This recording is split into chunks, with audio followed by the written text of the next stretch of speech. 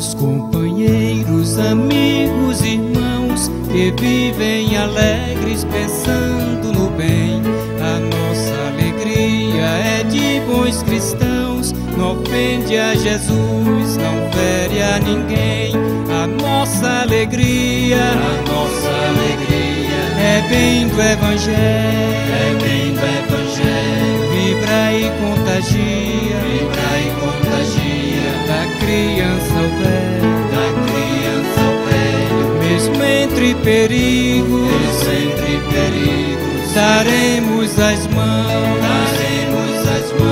como bons amigos, como bons cristãos, sempre ombro a ombro, sempre lado a lado, vamos trabalhar com muita alegria pelo Espiritismo mais cristianizado, pela implantação da paz e harmonia. A nossa alegria é bem do Evangelho, vibra e contagia, da criança ao velho, mesmo entre perigos, daremos as mãos, como bons amigos,